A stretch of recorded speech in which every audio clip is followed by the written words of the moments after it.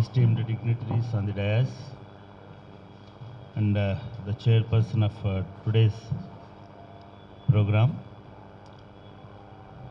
Today we are meeting here to participate in Bhagireddy Varma's anniversary, and for the last 7 years or so, the organization is conducting memorial lecture in memory of Bhagireddy Varma garu. The chairperson of today's meeting, Balnarasimha garu,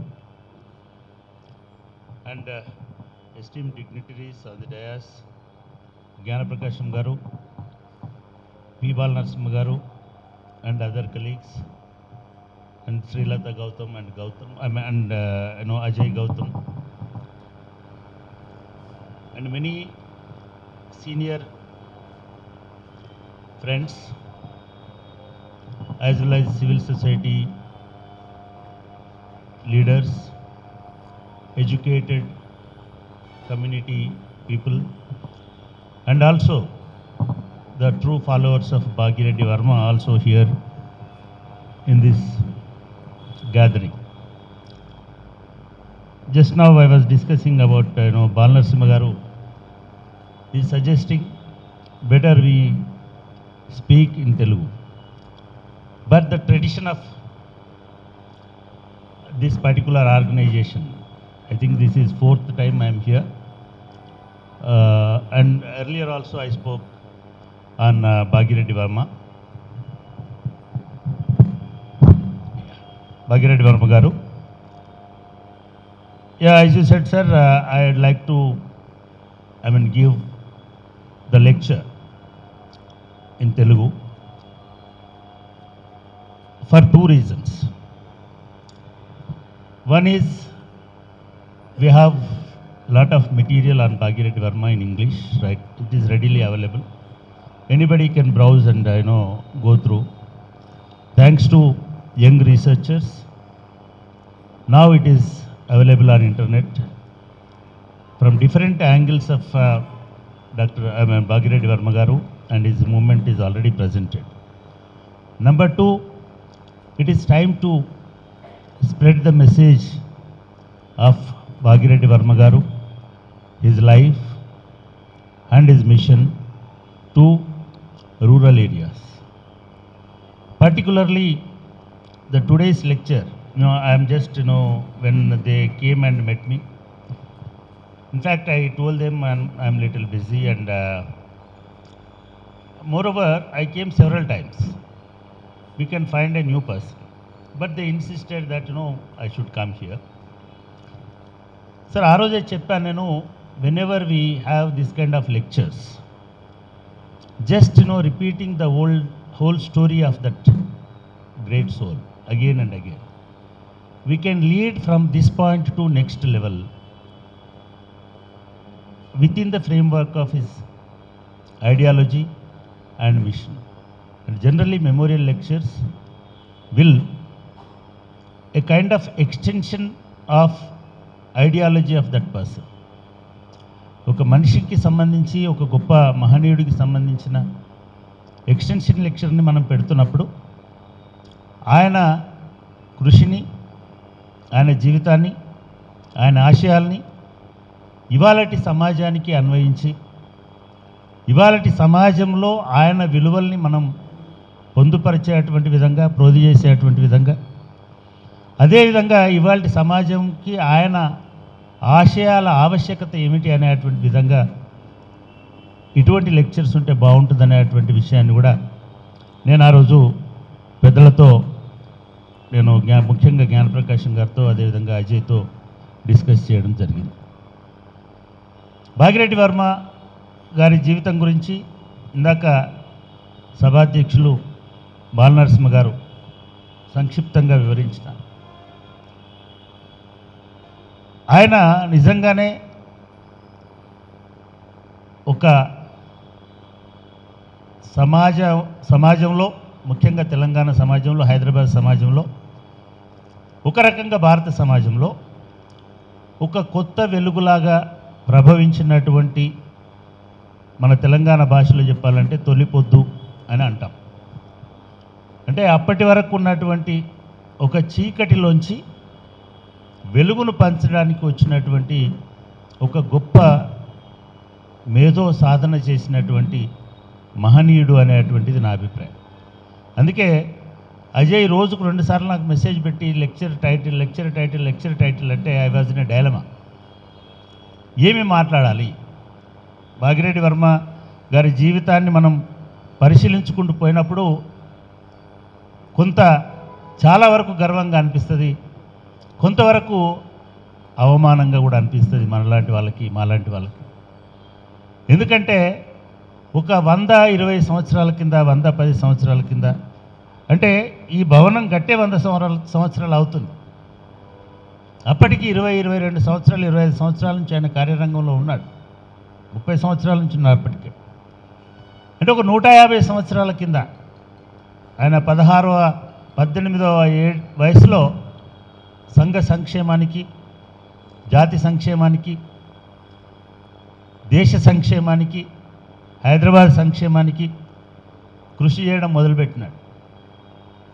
నిజానికి అప్పటికి నేను ఇందాక చెప్పినట్టు హైదరాబాద్ అనేది అప్పటికి ఒక సంస్థానం, తెలుగు మాట వినబడినటువంటి ఒక పార్సీ ఉర్దూ పరిపాలన సాగుతున్నటువంటి ఒక రాజ్యం. ఈ రాజ్యంలో పంచములు అనేటువంటి వాళ్ళు, ఎందుకు కొరగానటువంటి వాళ్ళు, ఎక్కడ కనిపించినటువంటి వాళ్ళు, చీకటి రాజ్యంలో అసలే కనిపించిన వాళ్ళు ఎవరంటే పంచములు. అటువంటి జాతి నుంచి ఒక అద్భుతమైనటువంటి కాంతిని విరజింపజేసినటువంటి ఒక రత్నంలాగా భాగ్యరెడ్డి వర్మ గారు ఎట్లా వెలుగగలిగినారు అనేటువంటిది నాకు వచ్చినటువంటి సందేహం. రెండవది, ఈ కాలంలో ఎవరైనా కింది కులాల నుంచి లేదా మిగతా ఇటువంటి సామాజిక వర్గాల నుంచి ఎవరైనా కొన్ని అవకాశాలతోటి పైకి వస్తే, ఆ పైకి వస్తున్నటువంటి వాళ్ళని కిందికి లాగేటువంటి వాళ్ళు కొంతమంది ఉంటే, ఆ పైకి పోయినవాడు మళ్ళీ కిందికి చూడకుండా ఉండేటువంటి పరిస్థితులు కూడా ఉన్నాయి. అటువంటిది ఆయన పొందినటువంటి స్టేటస్ 1906, 7, 8 కాలానికే ఆయనకు వచ్చినటువంటి గౌరవం, ఆయన సాధించినటువంటి జ్ఞానం, ఆయన పొందినటువంటి ఆధునిక జీవితం, దాన్ని వదిలేసి ఆయన మొత్తం సమాజాన్ని ఆధునికించడానికి బయలుదేరినాడు. ఇది గొప్ప త్యాగంగా నేను భావిస్తూ ఉన్నాను. ఇది ఒక గొప్ప విప్లవకారుడి చర్యగా కూడా నేను భావిస్తున్నాను. మీ అందరికీ తెలుసు, భాగ్యరెడ్డి వర్మ గారు హైదరాబాద్ నగరంలో ఒక నిరుపేద కుటుంబంలో 1888లో జన్మించినటువంటి ఒక పెద్ద కుటుంబంలో ఒక చిన్నవాడుగా పుట్టినటువంటి వ్యక్తి.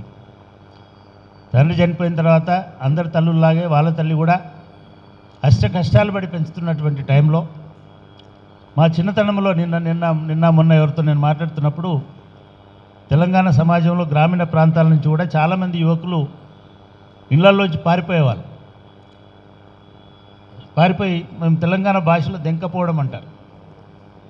అంటే వాడు చెప్పా పెట్టకుండా ఇంట్లోంచి వెళ్ళిపోతూ ఉంటారు. నా క్లాస్మేట్స్, నా హాస్టల్ మేట్స్ కూడా సోషల్ వెల్ఫేర్ హాస్టల్ నుంచి తల్లిదండ్రులకు కనబడకుండా లాపత అయిపోతుంటారు. అట్లా ఇంట్లోంచి వెళ్ళిపోయినటువంటి వ్యక్తి ఎక్కడికి పోయినాడో కూడా తెలియనటువంటి అయోమయంలో ఆయన సికింద్రాబాద్లో ఒక గోవన్, ఫ్రెంచ్, క్యాథలిక్ ఫ్యామిలీలో చిన్న చిన్న పనులు చేసుకుంటూ ఉన్నాడు. ఒకసారి అసలు హైదరాబాద్ ఆ టైంలో ఎట్లా ఉండే, సికింద్రాబాద్ ఎట్లుండే, తెలంగాణ ఎట్లుండే అనేది కనుక మనం 1890 సంవత్సరం ప్రాంతానికి వెళ్ళి చూస్తే, నేను ఇందాక చెప్పినట్టుగా హైదరాబాద్ మొత్తం తెలంగాణ అంతా ఒక చీకటి ఖండంలాగానే ఉండే. హైదరాబాద్ అనేటిది ఆ చీకటి ఖండంలో ఉన్నటువంటి ఒక చిన్న దీవిలాగా ఉండేటువంటి ప్రాంతం. నిజానికి హైదరాబాద్కి తెలంగాణకు కూడా సంబంధాలు పెద్దగా లేనటువంటి కాలం. రోడ్లు కావచ్చు, రైళ్ళు కావచ్చు, మిగతా సౌకర్యాలు ఏవీ పెద్దగా లేనటువంటి కాలం 1890 1900 సంవత్సరం మధ్యకాలంలో ఉండేటువంటి. ఎవరైతే చుట్టుపక్కల ఉన్నటువంటి నల్గొండ, మహబూబ్నగరు, రంగారెడ్డి, మెదక్ లాంటి కాలినడకలోనో బండ్లబాటుతోటో వచ్చేటువంటి వాళ్ళకు తప్ప పెద్దగా హైదరాబాద్ నగరంతో యాక్సెస్ లేనటువంటి ప్రాంతం. రెండోది విపరీతమైనటువంటి ఫ్యూడల్ సామ్రాజ్యంలాగా రకరకాల సంస్థానాలు, రకరకాల సామ్రాజ్యాలు దళితులను వాళ్ళ తారకం గారు ఏదో ఒక చోట చెప్పినారు, నాగలికి మూడో ఎద్దులాగా ఈ పాలేరులుగా ఉండేటువంటి ప్రాంతం. అక్కడి నుంచి బయటికి రావడం అంటే ఒక ఆఫ్రికా ఖండం నుంచి ఒక నల్లవాడు బయటకు వచ్చినంత పరిస్థితులు ఉండేటి. దుర్భరమైనటువంటి ఫ్యూడల్ ఆపరేషన్ అనేది. ఎందుకంటే అప్పటికి ఉద్యమాలు లేవు, అప్పటికి స్వేచ్ఛ లేదు, సమానత్వం లేదు, బడి లేదు, గుడి లేదు, ఎటువంటి ఎంట్రీ ఎక్కడికి కూడా దళితులకు లేనటువంటి ప్రాంతం. పూర్తిగా వెట్టి బేగరీ అనేటువంటి 2 సిస్టమ్స్లలో ఈ దళితులు బందీలుగా ఉన్నటువంటి అక్షరాస్యతనే లేని ప్రాంతం సందర్భం అది. అటువంటి టైంలో మనకు హఠాత్తుగా సికింద్రాబాద్ నిర్మాణం అయింది, కంటోన్మెంట్ వచ్చింది. ఈ కంటోన్మెంట్ రావడం అనేటువంటిది ఒక ప్యారిసో ఒక లండనో హైదరాబాద్కు వచ్చినట్టుగా అయిపోయింది. ఏనుగుల వీరస్వామి అనేట ఆయన ఆ కాలంలో హైదరాబాద్కు వచ్చి హైదరాబాద్లో 7 రోజులుండి సికింద్రాబాద్ పోయిన తర్వాత అబ్బా నాకు ఇవాళ నేను ఒక గాలి పీలుస్తున్న ఫీలింగ్ వచ్చింది, ఇంతకాలం నేను ఒక ముతక రాజ్యంలో బతికినాను అనేటువంటి విధంగా రాస్తుంటాడు. ఆయన మనల్ని కించపరిచినాడు అని కాదు. అప్పుడున్నటువంటి వాతావరణంలో హైదరాబాద్ అనేటువంటి నగరం కూడా ఒక ఫ్యూడల్ రాజు ఆధీనంలో ఉన్నటువంటి నగరమే కాబట్టి ఆయన కొంత ఉదారవాది అయినప్పటికీ కూడా మానవ సంబంధాలన్నీ కూడా అదే విధంగా ఉండేటువంటి స్థితి. అంటే మోడర్నిజంకి చాలా దూరంలో ఉన్నటువంటి దశలో ఒక మోడర్న్ ఎస్టేట్ లాంటి సికింద్రాబాద్ అనేది హైదరాబాద్లో ఏర్పాటైంది. సికింద్రాబాదే కాదు, సికింద్రాబాద్ చుట్టుపక్కల ఉన్నటువంటి గ్రామాలు, సికింద్రాబాద్ పక్కన ఉన్నటువంటి కంటోన్మెంట్ ఏర్పడేటువంటి గ్రామాలు, ఇవన్నీ కొత్త వాతావరణాన్ని చవి చూసినాయి. ఆ టైంలో అక్కడికి వచ్చినటువంటి బ్రిటిష్ అధికారులకు లేదా ఫ్రెంచ్ అధికారులకి, ఆ అధికారులకు సహాయంగా ఉండేటువంటి న్యాయవాదులకు, వాళ్లకు సహాయంగా ఉండేటువంటి ఆర్మీకి, ఆర్మీ పెద్ద కంటోన్మెంట్ కాబట్టి బొలారం ఏరియా అంతా ఒక నూతన వ్యవస్థ, నూతన సామ్రాజ్యం అక్కడ ఏర్పడినటువంటి పరిస్థితి ఉన్నది. ఈ మధ్య మైదాన్ అనేటువంటి సినిమా వచ్చింది హిందీలో. అజయ్ దేవగన్ అనేటువంటి ఆయన దానిలో యాక్ట్ చేసినాడు. ఆ మైదాన్ అనేటువంటి సినిమా ఆ కాలంలో హైదరాబాద్లో ఆయన భారతదేశ ఫుట్బాల్ టీంని బిల్డ్ చేసినటువంటి ఒక వ్యక్తి గురించి తీసినటువంటి సినిమా. ఒక ముస్లిం కోచ్ భారతదేశ ఫుట్బాల్ టీంని వెతుకుతూ ఉంటాడు. అంటే బెంగాల్ చుట్టుపక్కల కాకుండా బయట ఎక్కడికి వెతకాలని అనుకున్నప్పుడు ఆయన సికింద్రాబాద్ వస్తే సికింద్రాబాద్ పిల్లలు ఒక టీంకి సరిపోయేంతమంది పిల్లలు సికింద్రాబాద్లో దొరుకుతారు. వీళ్ళందరూ ఎవరు అని ఆయన వెతుక్కుంటా పోతే వీళ్ళందరూ ఆ బొలారం చుట్టుపక్కల, ఆల్వాల్ చుట్టుపక్కల, అక్కడ ఏదో కందిగూడ ఇట్లాంటి కొన్ని తమిళ్ రెసిడెన్సీస్ ఉంటాయి చాలా. అందులోకెళ్ళి ఒక 5-6 మంది తమిళ పిల్లలని తీసుకుంటారు. దానిలో 2 ఫైనల్గా సెలెక్ట్ అవుతారు. ఆ 2 ప్యారిస్లో జరిగినటువంటి ఒలింపిక్స్లో ఇండియాకి బంగారు పథకం తీసుకొస్తారు. అదే భారతదేశానికి వచ్చినటువంటి చివరి బంగారు పథకం. దానిలో కారణం ఏంటంటే ఈ సికింద్రాబాద్ పిల్లలు. ఈ సికింద్రాబాద్ పిల్లలు ఎవరంటే సికింద్రాబాద్ దళితులు. ఈ సికింద్రాబాద్ దళితులు ఇంత చైతన్యము ఎందుకు వచ్చింది వాళ్ళకనంటే వాళ్ళందరూ తమిళ దేశం నుంచి, మద్రాస్ ప్రొవిన్స్ నుంచి పుట్ట చేత పట్టుకొని కూలీ పనులకు వచ్చినటువంటి వాళ్ళు, కలాసీలు. వాళ్ళ పిల్లలు ఏమన్నారు సార్? అరవమాల 2 అరవమాలలు ఒక గోల్డ్ మెడల్ తీసుకొచ్చినారు భారతదేశ చరిత్రలో. అది చివరి గోల్డ్ మెడల్. సో అటువంటి జాతి, అటువంటి పరిస్థితి ఇక్కడ ఉండేటిది. మరి అరవమాలలు వచ్చినప్పుడు అంత దూరం నుంచి తెలంగాణ మాలలు ఎందుకు రాలేదు అనేటువంటి ప్రశ్న, మన్నెపల్లి ఎందుకు రాలేదు అనేటువంటి ప్రశ్న, ఏమైపోయినారు వీళ్ళు అనేటువంటి ప్రశ్న మాలాంటి వాళ్ళకు వచ్చి కొంత వర్క్ చేసినప్పుడు నిజంగా కూడా తెలంగాణ మాలలు కానీ తెలంగాణ మాదిగలు కానీ ఒక గ్రామం నుంచి ఇంకో గ్రామానికి కూడా పోయేటువంటి అవకాశం లేదు. ఎందుకంటే వీళ్ళందరూ వెట్టి బానిసత్వంలో ఉన్నటువంటి వాళ్ళు.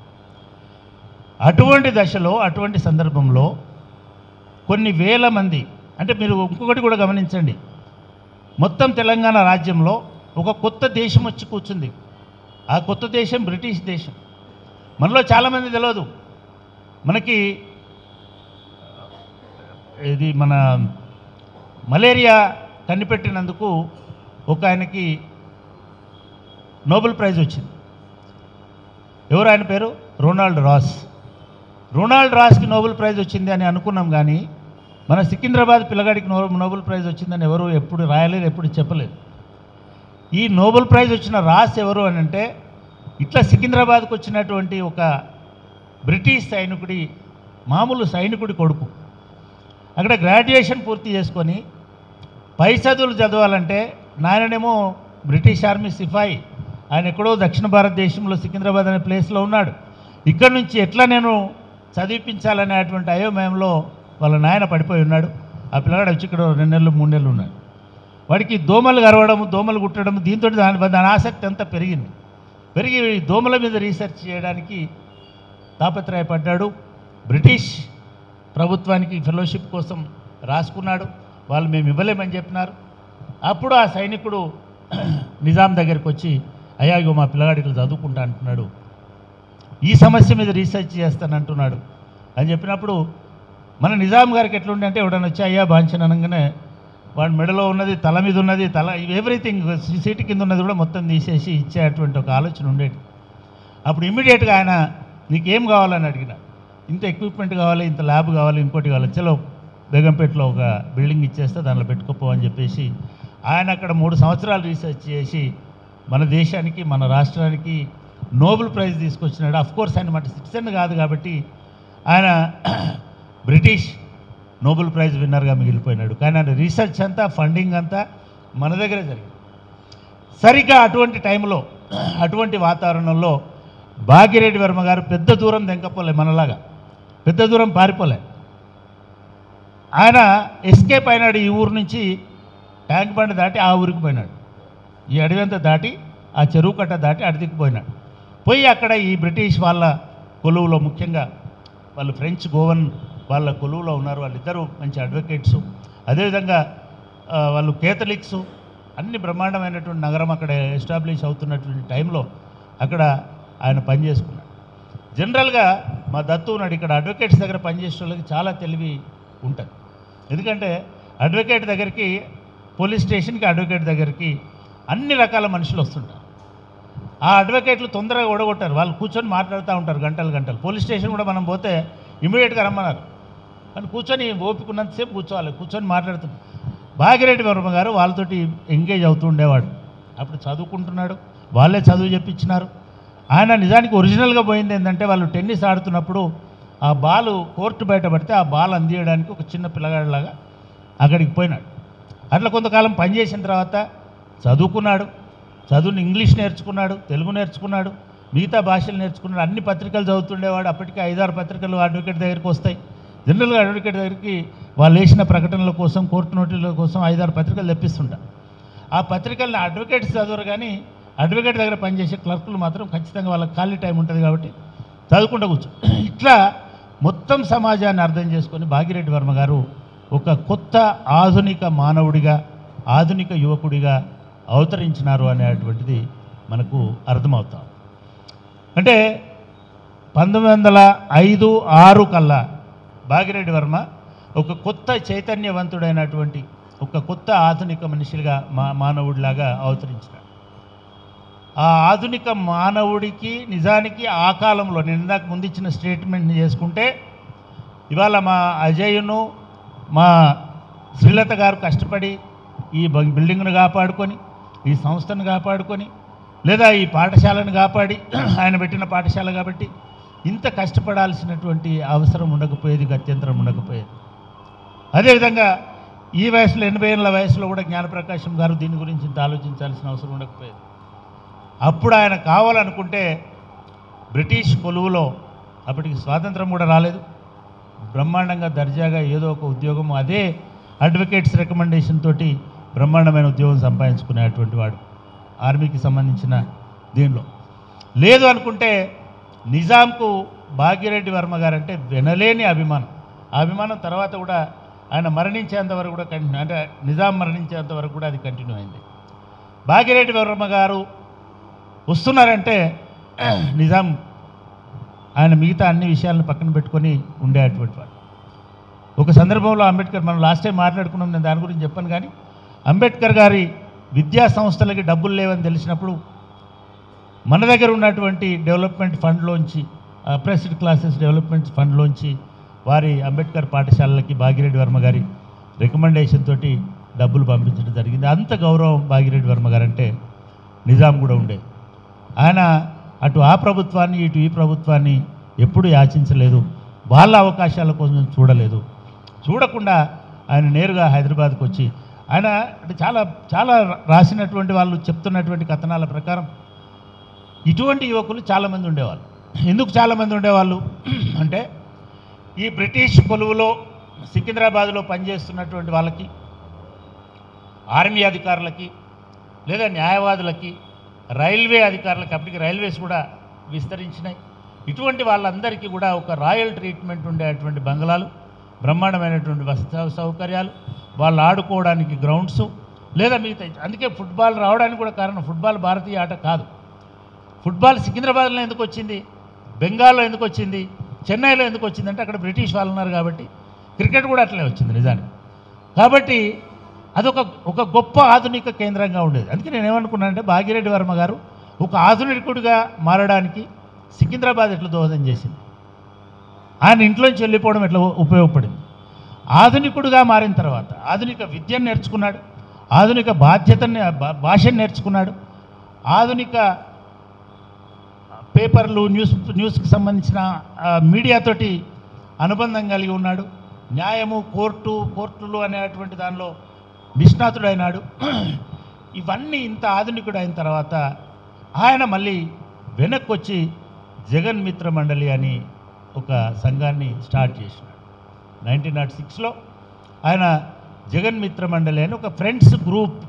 ఈ ఫ్రెండ్స్ గ్రూప్ ఏంటిది అంటే జగన్కు ఒక మిత్రమండలి కాదు, ఇది జగతికి మిత్రమండలి, ఈ జగముకు మిత్రమండలి. అటువంటి మిత్రమండలిని స్టార్ట్ చేసినాడు. ఎక్కడ స్టార్ట్ చేసినాడు, ఏ హాల్లో కూర్చున్నాడు, పబ్లిక్ గార్డెన్ ఒకటే వాళ్ళకి రెగ్యులర్గా కలుసుకునేటువంటి ప్లేస్. ఇటువంటి పిల్లలందరూ ఆ సేవ అంటే ఎన్ని రకాల సేవ చేసేవాళ్ళంటే ఈ బాల్ సంధించడం వరకు పర్వాలే, ఇల్లు ఉడ్చడము, కంచాలు తోమడము, కడగడము, ఇట్లాంటి మొత్తం కొన్ని వందల మంది యువకులు జమ అయ్యే వాళ్ళ. వందల మంది యువకులకు మీటింగ్ ప్లేస్ ఏంటంటే మన ఖైరతాబాద్ ఇక్కడ ఉన్నటువంటి పబ్లిక్ గార్డెన్. ఆ పబ్లిక్ గార్డెన్లోనే ఆయనకు చాలామంది మిత్రులు కలిసేటువంటి వాళ్ళు. ఒక ఆయన పల్లీలు అమ్ముతుండేవాడు, ఒక ఆయన రొట్టెలు చేస్తుండేవాడు, ఒక ఆయన నీళ్ళు అమ్ముతుండేవాడు, నీళ్ళు పంచుతుండేవాడు. ఇటువంటి వాళ్ళందరూ అంతా రష్ అయిపోయిన తర్వాత కూర్చొని మాట్లాడుకున్నప్పుడు వాళ్ళ బాధల్ని చెప్పుకునేటువంటి. ఈ అందరి బాధల్లో అక్కడికి వచ్చి ఇన్ని పనులు, చిల్లర పనులు చేస్తున్న అందరి బాధల్లో ఒకే ఒక్క కామన్ అంశం ఏమిటి అని అంటే సమాజం నుంచి వెలివేత, అస్పృశ్యత. ఈ వెలివేత, అస్పృశ్యత అనేటువంటిది అక్కడ ఉన్నటువంటి కూలీ పనులు చేస్తున్నటువంటి, లేదా అక్కడ అరవమాలలుగా వచ్చినటువంటి, లేదా అక్కడ ఉన్నటువంటి అన్ని కార్యాలయాల్లో, అన్ని ఇళ్లలో పనిచేస్తున్నటువంటి హోమ్ మేకర్స్ అని అంటాం కదా, పరిచారికలు అని అంటున్నారు కదా, హౌస్ సర్వెంట్స్. ఆ సర్వెంట్స్ అందరి లోపల కూడా ఒకటే వేదన ఏమిటి అంటే మనకు ఈ భూమి మీద, మనకు ఈ ప్రాంతం మీద, మనకు ఈ సమాజంలో స్థానము లేదు. ఎందుకు మనము మెయిన్ స్ట్రీమ్లో లేము, ఎందుకు మనము అస్పృశ్యులుగా ఉన్నాము, ఎందుకు మనల్ని సమాజము దూరం పెడుతున్నది. బ్రిటిష్ వాడేమో దగ్గర తీస్తున్నాడు, వాడు ఛాయ్ ఇస్తే తాగుతున్నాడు, వంట చేసి పెడితే తింటున్నాడు, లేదా మిగతా ఇంట్లో పనులన్నీ కూడా చేయించుకుంటున్నాడు, చాలా గౌరవిస్తున్నాడు. నిజానికి భాగ్యరెడ్డి వర్మ గారిని విపరీతంగా ప్రేమించింది కూడా ఆ కుటుంబం. ప్రేమించడం కాకుండా ఆయన ఒక సొంత కొడుకులాగా చూసుకొని వివిధ ఇదిలు వీళ్ళు ఇట్లా ట్రీట్ చేస్తున్నారు, మనము ట్యాంక్ బండ్ దాటితే మన జీవితం అట్లా ఎందుకుంది అనేటువంటి ఒక ఆలోచన వీళ్ళందరికీ వచ్చి వాళ్ళు జగన్ మిత్ర మండలి అనేటువంటిదిని స్టార్ట్ చేసి ఒక 4-5 అంశాలని వాళ్ళు ఏమనుకున్నారు అంటే భాగిరెడ్డి వర్మ గారి విజయం ఎక్కడ ఉంది అని అంటే కేవలం మనం సంఘాలు పెట్టుకొని ఇవాళ రేపట్లో మనం జరుగుతున్నట్టుగా 3-4 జేఏసీలు పెట్టుకొని 3-4 సంఘాలు పెట్టుకొని కేవలం వాళ్ళ పేర్లు పేపర్లలో రావడానికి సంఘాలు కాదు. ఇవాళ మన కుల సంఘాలన్నీ వాళ్ళకేం పేరు వస్తుంది అనేటువంటి దాని గురించి ఆలోచించి మాట్లాడుతున్నారు. కానీ భాగిరెడ్డి వర్మ గారు ఈ సంఘం ప్రారంభించిన తర్వాత ఆయనకు చాలామంది దళిత యువకులు అద్భుతమైనటువంటి సహకారం ఇచ్చినారు. వీళ్ళందరూ కలిసి వాళ్ళ ఇంక్రిమెంట్ల కోసమో వాళ్ళ జీతాల కోసమో కాకుండా ఒక 4-5 అంశాలను తీసుకున్నారు. ఇది భాగ్యరెడ్డి వర్మ గారి ఆధునిక ఆలోచన ధోరణికి ఒక ప్రధానమైనటువంటి ఒక ప్రాతిపదిక అని చాలామంది విశ్లేషకులు, చాలామంది సామాజిక శాస్త్రవేత్తలు వీళ్ళ ప్రపంచవ్యాప్తంగా చాలామంది భాగ్యరెడ్డి వర్మ గారి గురించి పరిశోధనలు చేస్తున్నారు. ఎందుకంటే అప్పటికి అంబేద్కర్ లేడు, అప్పటికి దళిత చైతన్యం లేదు, అప్పటికి ఎక్కడెక్కడ ఏం జరుగుతుందో తెలిపేటువంటి యూట్యూబ్ యూనివర్సిటీలు లేవు, వాట్సాప్లు లేవు, ప్రచార మాధ్యమాలే లేవు, ఒక్క న్యూస్ పేపర్లు తప్ప. అంటే భాగ్యరెడ్డి వర్మ మొత్తం సమాజాన్ని అర్థం చేసుకొని మిగతా ఒక సమాజాన్ని నిర్మించి ఆ సమాజంతో మొత్తం సమాజాన్ని, మొత్తం దళిత సమాజాన్ని, పంచమ సమాజాన్ని, అప్పటికి దళిత అనే పదం కూడా లేదు కాబట్టి మొత్తం పంచమ సమాజాన్ని చైతన్యపరచడానికి ఒక పద్ధతిని ఏర్పాటు చేసుకున్నాడు. దాంట్లో ఆయన ఒక 4 అంశాలు ముఖ్యంగా మనుషులని, కులాన్ని, పంచములని, మాలల్ని, మాదిగల్ని, పాకి పని వాళ్ళని, ఇట్లాంటి ఎవరైతే అంటరానితనాన్ని అనుభవిస్తున్నారో వీళ్ళను ఆధునీకరించాలి అని అనుకుంటారు. మోడర్నైజ్ చేయాలి. అంటే ఎట్లా మోడర్నైజ్ చేయాలి? ఒక సికింద్రాబాద్ లాగా మోడర్నైజ్ చేయాలి, లేదా ఒక ఆల్వాల్ లాగా మోడర్నైజ్ చేయాలి, లేదా ఒక బొలారం లాగా మోడర్నైజ్ చేయాలి. ఏముంది అక్కడ? ఇక్కడ ఏం లేదు. ఇక్కడ కులం ఉంది, అక్కడ కులం లేదు. అక్కడ కులం ఎందుకు లేదు? అక్కడ అందరూ చదువుకున్న వాళ్ళు ఉన్నారు. అది ఏ జాతి వాడైనా, ఏ దేశం వాడైనా చదువుకుంటే మనకు అవకాశాలు ఉంటాయనేటువంటి అవగాహన వచ్చి వాళ్ళు ఏం చేసినారనంటే ఒక కులం లేని, మతం లేని, వివక్ష లేని, అంటరానితనం లేని సమాజం కావాలి. కులం లేని అని కూడా అనలే, ఒక అంటరానితనము, వివక్ష లేని సమాజం కావాలి. దీనికి ఆధునికమైనటువంటి అంటే ఈయన చదువు నేర్చుకోవాలి, విద్య నేర్చుకోవాలి. కాబట్టి చదువు మీద ప్రచారం చేయాలి. ఒక్క చదువు మీదనే ప్రచారం చేస్తే కుదురుతుందా అని అంటే కేవలం చదువు కాకుండా అప్పటి వరకు దళిత సమాజంలో ఉన్నటువంటి చెడు సాంప్రదాయాలను కూడా వదిలేయాలి, లేదా ఇతరులు అసహించుకోకుండా మనల్ని మనం సంస్కరించుకోవాలి. ఇతరులు ఎందుకు అసహించుకుంటున్నారు అంటే బహుశా అది కరెక్ట్ కాకపోవచ్చు, కానీ అప్పటికున్న అవగాహనకి వీళ్ళు మాంసాహారులు కాబట్టి, లేదా చచ్చిపోయిన జంతువులను తీసేస్తారు కాబట్టి వీళ్ళు అసహించుకుంటున్నారేమో. కాబట్టి మనం మాంసాహారాన్ని మానేయాలి. వీళ్ళు తాగుతారు కాబట్టి, మద్యం సేవిస్తారు కాబట్టి అసహించుకుంటున్నారు కాబట్టి మనం మద్యపానం వదిలేయాలి. మనం చదువు లేక, సంస్కారం లేకున్నాం కాబట్టి మనం చదువుకోవాలి. ఇటువంటి అనేక విషయాల్ని యూత్లోకి తీసుకెళ్ళి ఆయన ఈ కొత్త ఉద్యమానికి శ్రీకారం చుట్టి జగన్ మిత్ర మండలి ద్వారా అటువంటి ప్రయత్నం చేసినాడు. దీనికి అంతటి కూడా మనం ఇందాక చెప్పుకున్నట్టుగా ఆయన ఒక కొత్త సమాజంలో ఉన్నాడు, ఒక ఆధునిక భావనలు చూసినాడు, ఆధునిక పత్రికలు చూసినాడు, ప్రపంచంలో ఏం జరుగుతుంది ఇవన్నీ చూసినాడు, దేశాలు సామ్రాజ్యాలు ఏమవుతున్నాయో చూసినాడు. సో ఈ ఎడ్యుకేషన్ అనేది ఆయనకి ఒక కొత్త ఆశ, ఒక కొత్త వ్యూహాన్ని అందించినాయి. ఆ వ్యూహం ఏమిటంటే ఈ సమాజాన్ని మనం ఆధునీకరించినప్పుడు మాత్రమే మనకు సమాజంలో గౌరవం పెరుగుతుంటుంది. ఆధునిక సమాజం అనేటువంటిది మనం కులం ద్వారా కాకుండా మన ప్రతిభ ద్వారా, మన శక్తి ద్వారా, మన ఆలోచనల ద్వారా మనల్ని గౌరవిస్తుంది అని అనుకొని ఆయన ఈ 4 అంశాలని దానిలో ప్రధానంగా చేసుకొని పెళ్ళిళ్ళు పండుగలకి మద్యపానాన్ని నిషేధించాలి అనేటువంటి ఇది చేసినాడు. అదేవిధంగా అంటరాని పిల్లలకు చదువు నేర్పించాలనేటువంటి ఆలోచన చేసినాడు. దాంతోపాటు బాల్య వివాహాలను నిరోధించాలని అనుకున్నాడు.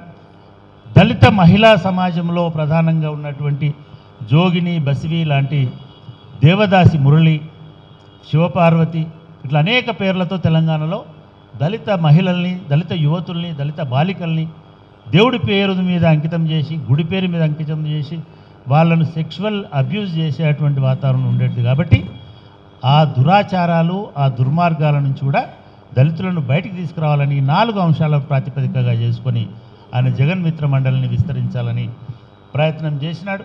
దానికి సంబంధించినటువంటి యువతను కూడగట్టినాడు, ప్రచారాలు చేసినాడు. ఎట్లా ప్రచారాలు చేయాలి మరి అంటే, ఇట్లా వచ్చినటువంటి యువకుల్లో ఎవడో ఒక జంగమైన ఉంటాడు, ఒక దాసరాయన ఉంటాడు, అంతకుముందు యక్షగానాలో మిగతా పాడినటువంటి వాళ్ళు ఉంటారు, లేదా బుర్రకథలో, హరికథలో వీటిలో ఉండేటువంటి ఇట్లా వాళ్ళందరూ రిహార్సల్స్ చేసుకొని పాడుకొని ఆ పక్కనే ఉన్నటువంటి ఊర్లకు, ప్రాంతాలకు, ముఖ్యంగా హైదరాబాద్లో బస్తీలకు వెళ్ళి ఈ హరికథలు, ఇటువంటి వాటి ద్వారా వాళ్ళు చైతన్యపరిచేటువంటి కార్యక్రమాలకి ఈ యువత శ్రీకారం చుట్టింది. ఇది చాలా విస్తృతమైపోయింది, చాలామంది జమైనారు. ఎందుకంటే చాలామందికి ఒక కొత్త ఆశ భాగిరెడ్డి వర్మ నాయకత్వంలో నడుస్తున్నది, వీళ్ళందరూ సమావేశమైనారు. దీన్ని ఈ జగన్మిత్ర మండలి నుంచి 1910 కల్లా దీన్ని మన్య సంఘం అనేటువంటి ఒక కొత్త సంఘాన్ని ఆయన ప్రారంభించారు. ఇప్పుడు మాన్య సంఘం అని రాస్తున్నారు ఇంగ్లీష్లో, MANYA అంటే మరి నాకు కూడా తెలియదు. ఇది మన్య సంఘం, మన్నెపోళ్ళ సంఘం. మన్నెపోళ్ళు అనేది ఇలా వివాదం జరుగుతుంది, నేను దానికి కూడా వస్తాను నేను. ఎందుకంటే కాంటెంపరీ విషయాలు మాట్లాడకపోతే స్మారకోపన్యాసానికి గౌరవం ఉండదు. ఆయన మొత్తం ఈ వచ్చినటువంటి వ్యక్తులు ఊళ్ళ నుంచి పారిపోయి వచ్చిన వాళ్ళు, లేదా అక్కడి ఫ్యూడల్ అప్రెషన్ని భరించలేక వచ్చినటువంటి వాళ్ళు, లేదా దొంగతనంగా ఇక్కడేదో దొరుకుతుంది అనుకొని వచ్చినటువంటి వాళ్ళు, వీళ్ళందరూ ఇక్కడ ఉన్నటువంటి వాళ్ళందరినీ కూర్చోబెట్టి అందరం మన్నెపుల్లం కాబట్టి మన్నెపు సంఘం పెట్టుకుందామనేటువంటి ఒక తీర్మానానికి వచ్చినాడు. ఇలా మన్నెపుల్లం తీసుకుపోయి ఇంకేదో గ్రూపులు వేసినారు మాలలతోటి కాకుండా. సో అట్లా ఆయన మన్య సంఘాన్ని ప్రారంభించి ఇంకా కొంత విస్తృతమైన ప్రాతిపదికను ఏర్పాటు చేసినాడు. ఆ విస్తృత ప్రాతిపదికను ఏర్పాటు చేసి ఒక విశాలమైన ఇదే దీనిలోనే ఇవే అంశాలను ప్రాతిపదికగా చేసుకొని ఒక పెద్ద యుద్ధాన్ని ఈ స్టేట్ మీద మొదలుపెట్టినాడు. చైతన్యపరచడం పెద్ద యుద్ధం అని అనుకున్నాడు. ఆయన ఒక 3 అంశాలని ప్రధానంగా ఎంచుకున్నాడు. ఎందుకు భాగ్యరెడ్డి వర్మ గారు సక్సెస్ అయినారు? ఒకటి, ఆయన దళితులను సంస్కరించడం వల్ల. దళితులను బహుశా అగ్రవర్ణాలు మమ్మల్ని ఇందుకు దూరం పెడుతున్నాయేమో, సనాతనులు ఇందుకు మనల్ని అసహించుకుంటున్నారేమో, లేదా సనాతన సమాజం మనల్ని ఎందుకు దూరం పెడుతుందేమో, కాబట్టి ఆ అంశాలు మనల్లో లేకుండా చేసుకోవాలి. మనము పుట్టిట్టు దురాచారాలు పాటించకూడదు, ఊరికనే తాగడము, తినడము, లొల్లి పెట్టుకోవడం చేయకూడదు, అసలు జంతువులను హింసించకూడదు, చంపకూడదు, మాంసం తినకూడదు. ఇట్లాంటిది వాటితో పాటు మన సమాజం మీద, మన మహిళల మీద జరుగుతున్నటువంటి, అది బాల్య వివాహాల రూపంలో కానివ్వండి, ఇందాక చెప్పుకున్నటువంటి దేవదాసి సిస్టమ్ కానివ్వండి, లేదా మిగతా అబ్యూజ్ ఏదైతే సెక్షువల్గా హరాస్మెంట్స్ జరుగుతున్నాయో వాటిని కట్టడి చేసుకుంటూ మనం ప్రయత్నం చేద్దామనుకున్నది మొదటిది. ఆయన ఏమనుకున్నాడంటే, మనం చాలా సంస్కరించుకోవడం వలన ఈ అగ్రవర్ణాలు కూడా మనల్ని కొంత గౌరవిస్తాయి, ఆ గౌరవం వస్తే మనకు ఆటోమేటిక్గా విలువ పెరుగుతుంది సమాజంలో అని ఆయన మొదటి అంశంగా ఆయన భావించినాడు.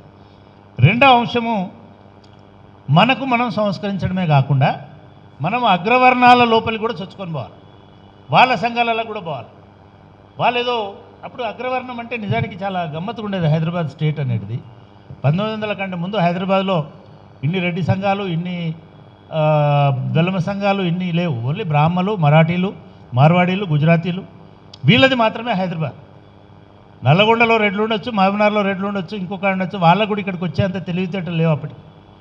స్లోగా మనకి తర్వాత వచ్చినటువంటి రెడ్లలో శ్రీరామ్ ప్రతాప్ రెడ్డి లాంటి వాళ్ళు కొంత నాయకత్వం వహించి, రావు బహదూర్ రామరెడ్డి గారు లాంటి వాళ్ళు కొంత నాయకత్వం వహించి రెడ్డి హాస్టల్ పెట్టి వాళ్ళ పిల్లల్ని ఇక్కడికి పట్టుకురావడం అనేది తర్వాత 1900 సంవత్సరం తర్వాత వచ్చినటువంటి సంస్కారం. 1900 కంటే ముందు హైదరాబాద్ అనేటువంటిది మీరు పాత గెజెట్స్లో చూస్తే కూడా it was the only metropolitan city in India.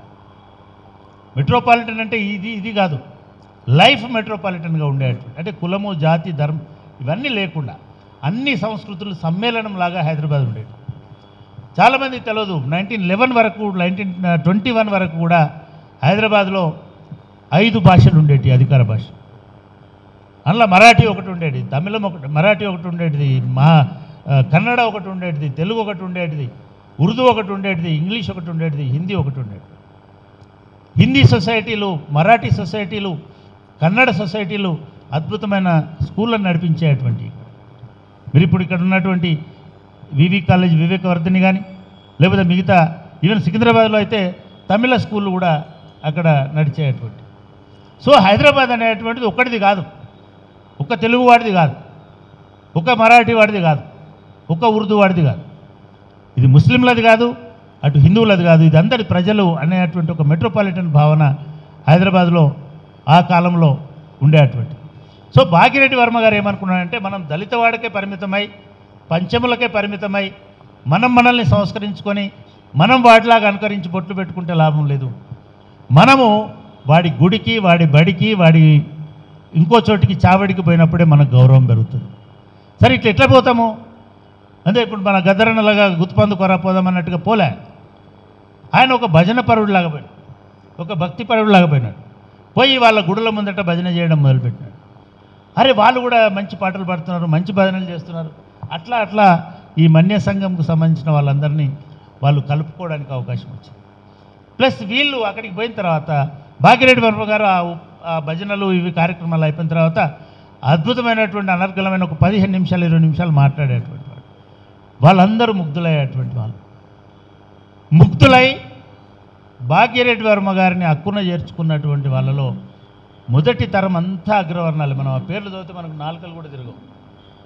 చాలామంది జడ్జిలు, చాలామంది బారిస్టర్లు, చాలామంది పారిశ్రామికవేత్తలు, చాలామంది పెద్ద పెద్ద కంపెనీలకు సంబంధించినటువంటి యజమానులు ఆ గుడుల దగ్గరికి లేకపోతే మిగతా చోట్లకు వచ్చి, ఓహో దళిత పిల్లలు ఇంత సంస్కారవంతులుగా ఉన్నారు అనేటువంటి ధోరణిలో ఆయన వాళ్ళ కార్యక్రమాలన్నిటికీ పోయేటువంటి వాడు.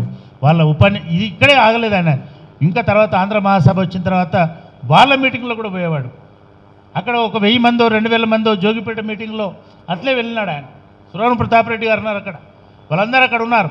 ఈయన సంచుల్లోంచి అందరికీ పాంప్లెట్లు వేసుకొని, అయ్యా మీరు మనుషుల్ని మనుషులుగా చూడండి, మీరు స్వాతంత్రం కోసం కొట్లాడండి, కానీ మా స్వాతంత్రం గురించి కూడా మీరు ఆలోచించండి.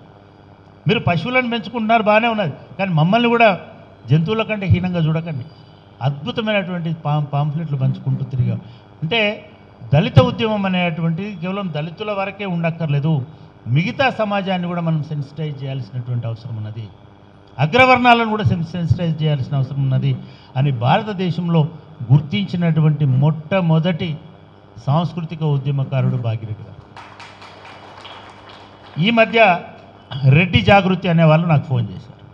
ఫోన్ చేసి మేము వస్తామండి అని అన్నారు. రండి అన్నారు. ఎందుకంటే ఈ మధ్య రెడ్డి జాగృతి వాళ్ళు చాలా ఆసక్తిగా మాలలను మాదిగలను పిలిచి వాళ్ళను సంస్కరించే ప్రయత్నం చేస్తున్నారు. సరే నాకు ఆ ఫీలింగ్ ఉండి, సరే రాబోయా రండి అన్నాను. వచ్చిన తర్వాత సార్ మేము భారత రాజ్యాంగాన్ని ఎట్లా కాపాడుకోవాలనే దాని మీద మేము ఒక మీటింగ్ పెడతాము అని. మీకు ఇంత శ్రద్ధ ఎప్పుడు కలిగిందా భారత రాజ్యాంగం మీద, అంబేద్కర్ మీద, లేదా మిగతా వాళ్ళ మీద? అవును నిజమే, మొన్న మందకృష్ణ గారిని పిలిచారు, మాదిగల మీద మీకున్న అపారమైనటువంటి ప్రేమ అని చెప్పినారు, కానీ ఇంత సోషల్గా ఎప్పుడు మారినారు మీరు అని అడిగాను. లేదండి మేము ఇట్లా పని చేస్తున్నాం, ఇట్లాంటివి చేయాలి. సరే ఎక్కడ పెడుతున్నాం? హైదరాబాద్లో చాలా ప్రముఖ హోటల్లో, ఒక స్టార్ హోటల్లో వాళ్ళు మీటింగ్ పెట్టారు. సరే నేను అనుకున్నాను వెళ్ళాల్సిందే అని అనుకున్నాను. వాళ్ళు నన్ను ప్రారంభ ఉపన్యాసం చేయండి అని పిలిచాను. నేను ఆ ఉపన్యాసంలో చెప్పాను, అగ్రవర్ణాలను కలవడము అవసరము అని 120 సంవత్సరాల కిందనే భాగ్యరెడ్డి వర్మ గారు గుర్తించారు.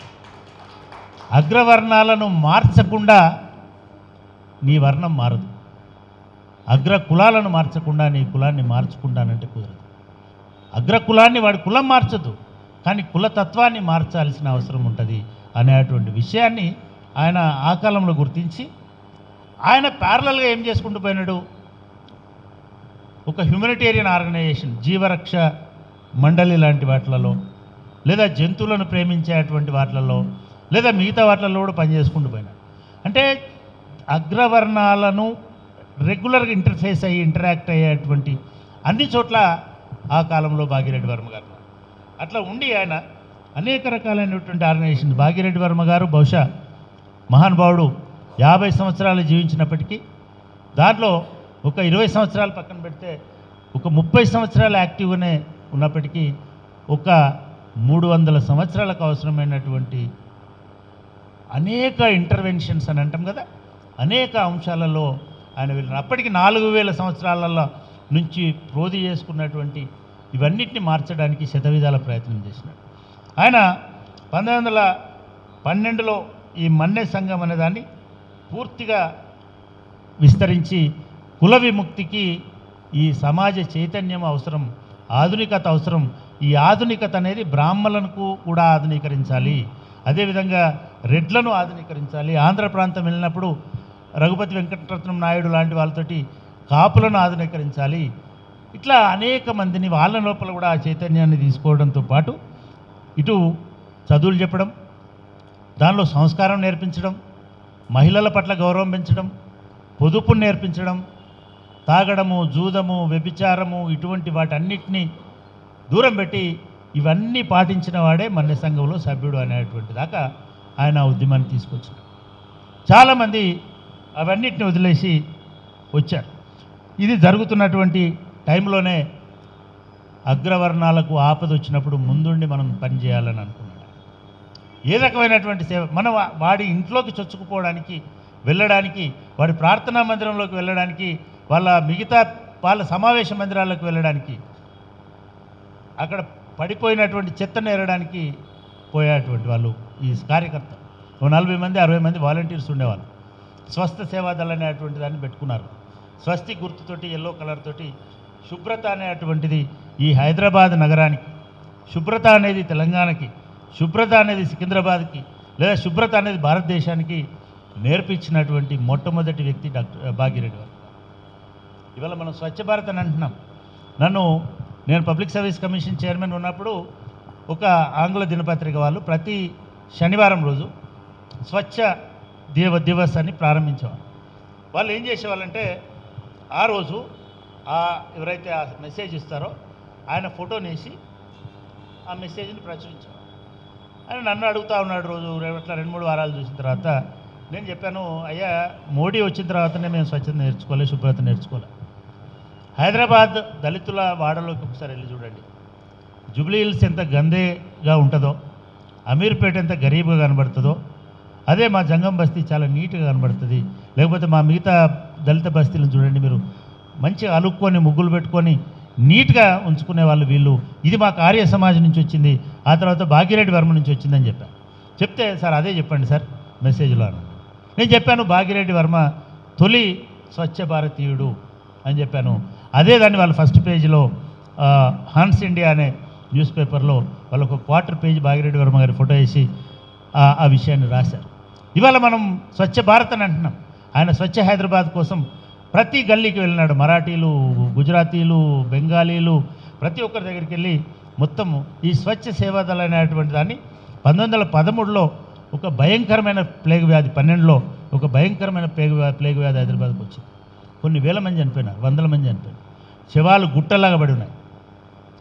వీళ్ళ స్వయం సేవకులు వీళ్ళు వెళ్ళి ప్రతి ఇంట్లో తలుపులు బద్దలు కొట్టి శవాలను తీసుకొచ్చి దహన సంస్కారాలు చేసి మొత్తము శుద్ధ పౌడర్ అంతా చల్లి దాన్ని శుభ్రం చేసి క్రిమి కీటకాలు లేకుండా హైదరాబాద్ని కొన్ని రోజుల పాటు రాత్రి పగలనకుండా వీళ్ళు కష్టపడ్డది చూసిన తర్వాత అన్ని సమాజాలు ఆ పిల్లలను పిలుచుకొని హక్కున చేసుకొని ఆలింగనం చేసుకొని, మేము మా తల్లిదండ్రులు మమ్మల్ని కన్నారు కానీ మేము వాళ్ళని చావు చూడలేకపోయినాం, లేదా మా పిల్లల్ని మేము కన్నాం కానీ వాళ్ళందరినీ దహన సంస్కారాలు చేసి ఇంత అద్భుతమైన సేవ చేసినారని చెప్పి వీళ్ళందరినీ వాళ్ళ ఇళ్లలో భాగంలాగా చేసుకున్నారు. అది స్వచ్ఛ సేవాదల్ ఏదైతే స్వస్థ సేవాదల్ చేసిందో ఆ స్వస్తిక్ సేవాదల్ అంటమా, నాకైతే అది స్వస్థ ఆరోగ్య సేవాదల్ అని నేను అనుకుంటున్నా. ఆరోగ్య కార్యకర్తలాగానే పనిచేసినారు కాబట్టి. కానీ పుస్తకాలలో స్వస్తిక్ సేవాదల్ అనేదో ఉంది. బహుశా ఏదైనప్పటికీ అటువంటి ఇది చేసిన తర్వాత ఆయన అనేక మంది, అప్పటికి అఘోరనాథ్ చటోపాధ్యాయ గారు, సరోజినీదేవి తండ్రి గారు ఇక్కడ స్కూల్ టీచర్గా ఉన్నారు, తర్వాత ప్రిన్సిపల్గా ఉన్నారు, తర్వాత నిజాం కాలేజ్ ప్రిన్సిపల్గా కూడా ఉన్నారు. భాగ్యరెడ్డి వర్మ గారి పట్ల అపారమైనటువంటి గౌరవం కలిగినటువంటి సరోజినీ నాయుడు గారు భాగ్యరెడ్డి వర్మ గారిని చూస్తే నమస్కారం చేసే అంత ఒక గొప్ప విద్వత్ ఉన్నటువంటి వ్యక్తిగా గుర్తించినటువంటి వ్యక్తి. అదేవిధంగా గుణాంజీ, వెల్లంకర్ నారాయణ్ గుణాంజీ అనేటువంటి ఒక ప్రొఫెసర్, అప్పటికి ఒక గొప్ప ప్రొఫెసర్ ఉస్మానియా యూనివర్సిటీ ఇంగ్లీష్ డిపార్ట్మెంట్లో, ఇవాళ మా నవీన్ పనిచేస్తున్నటువంటి డిపార్ట్మెంట్లో. ఆయన భాగ్యరెడ్డి వర్మ గారిని గురువులాగా భావించినటువంటి వ్యక్తి. అంటే హైదరాబాద్లో ఉన్నటువంటి ఎలీట్ అందరూ కూడా భాగ్యరెడ్డి వర్మ మా హిందూ సమాజాన్ని కాపాడడానికి, సంస్కరించడానికి వచ్చి అటు రాజా రామ్మోహన్ రాయ్ అదే పనిచేస్తున్నాడు. రాజా రామ్మోహన్ రాయ్ కూడా హిందూ సమాజంలో ఉన్నటువంటి దుర్మార్గాలను ప్రక్షాళన చేసేటువంటి పని చేస్తున్నాడు. ఈయన ఇంకొక మెట్టు మేము మారుతాం, మీరు కూడా మారండి, ఈయన మారండి అని చెప్పలే. కానీ ఈయన పనుల వల్ల వాళ్ళు కరిగిపోయి, అరే మీకు మాకు తేడా లేదా, మీ లోపలనే మానవత్వం ఎక్కువ ఉన్నది, మీరే హ్యూమనిటేరియన్గా ఉన్నారు. ఆయన దక్కన్ హ్యూమనిటేరియన్ సొసైటీ అని కూడా పెట్టినాడు. దక్కన్ ప్రాంత మానవతావాదుల సంఘం అనే ఒక సంఘాన్ని పెట్టి ఇట్లా అనేక సంఘాలతో పాటుగా ఆయన హైదరాబాద్ మొత్తాన్ని ఏకం చేసేటువంటి కార్యక్రమాన్ని ఆయన చేసినాడు.